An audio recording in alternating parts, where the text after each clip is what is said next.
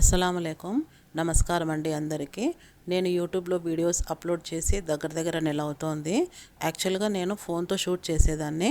Phone heat అవుతుండడంతో చెడిపోతుందనేసి videos చేయట్లేదు.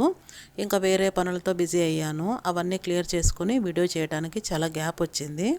ఇంకొక విషయం ఏమిటంటే ఛానల్ పేరు ఎమ్మి రెసిపీస్ 7866 అని ఉండేది కదా ముందు. ఇప్పుడు చేంజ్ చేశాను, ఎంబీ కిచెన్ అని. అందరూ ముందులాగే సహకరిస్తారని కోరుకుంటున్నాను. ఇంకా వీడియోస్ రెగ్యులర్గా వస్తుంటాయి. కొత్తగా చూస్తున్న వారు సబ్స్క్రైబ్ చేసుకోండి. మీ ఫ్రెండ్స్కి, ఫ్యామిలీ మెంబర్స్కి షేర్ చేయండి. మరిన్ని మంచి వీడియోస్తో వస్తుంటాను. ఈరోజు వచ్చేసి మనకు ఎంతో ఉపయోగపడే ఎండాకాలంలో డిహైడ్రేట్ కాకుండా చలవ చేసే సగ్గుబియ్యం పాయసం చేస్తున్నానండి. ఇక్కడ నేను చూపిస్తున్నా కదా, మనం ఏదైతే కొలత తీసుకుంటామో అదే తీసుకోవాలన్నిటికీ. ఇక్కడ నేను అర్ధ కప్పు సగ్గుబియ్యం తీసుకొని లైట్గా వేయించుకుంటున్నాను. ఇలా వేయించడం వల్ల పాయసం టేస్ట్ బాగుంటుందన్నమాట, మంచి స్మెల్ వస్తూ. ఇది పాతకాలం పద్ధతి అని చెప్పొచ్చండి. మా అమ్మ ఇలాగే చేసేవాళ్ళు. ఇలా వేయించడం వల్ల కొంచెం జిగురు తగ్గుతుంది, చాలా బాగుంటుంది టేస్ట్ కూడా. ఎక్కువ వేడి కాకుండా కొంచెం గోరువెచ్చగా వేయించుకుంటే చాలన్నమాట. ఇలా వేయించుకొని పక్కన పెట్టేసుకొని ఇందులోకి అర్ధ కప్పు సేమియాలు ఏవైనా తీసుకోవచ్చు, ఎంటీఆర్ కానీ బ్యాంబినో కానీ. నేను ఇక్కడ అన్నీ డ్రైగానే వేయించుకుంటున్నాను, ఆయిల్ గీ అలాంటివి ఏం వేయట్లేదు. ఇవి బాగా ఎర్రగా వేయించుకొని ఇవి కూడా పక్కన పెట్టేసుకొని ఇప్పుడు పాలు తీసుకోవాలి.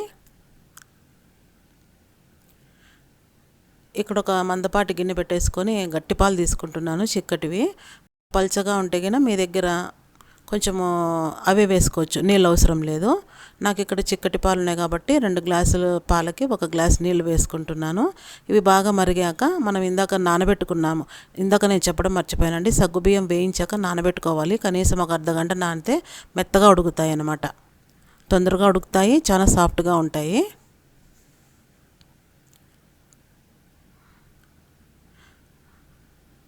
తొందరగా ఉడికిపోయినాయి అనమాట. ఇలా ఉడికించుకున్నాక పక్కన పెట్టుకున్నాం కదా వేయించిన సేమియాలు, అవి కూడా వేసుకోవాలి.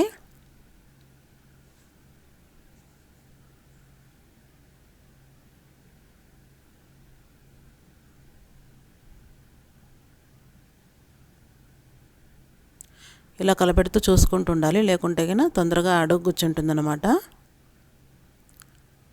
ఇలా సేమియాలు కూడా తొందరగా ఉడికిపోతాయి. ఉడికినాక చక్కెర తీసుకోవాలి. నేను ఇందాక అర్ధ కప్పు అని చెప్పాను కదా, ఆ కప్పుతోనే 1.5 కప్పు చక్కెర వేసుకుంటున్నాను. మీ టేస్ట్ తగ్గట్టు వేసుకోవచ్చు. ఇదైతే పర్ఫెక్ట్గా టేస్ట్ బాగుంటుంది, స్వీట్.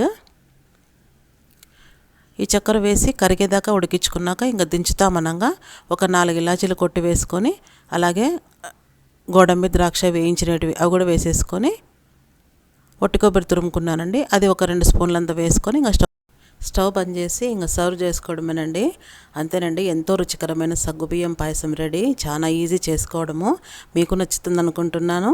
మరిన్ని మంచి రెసిపీస్తో వస్తుంటాను. Thanks for watching.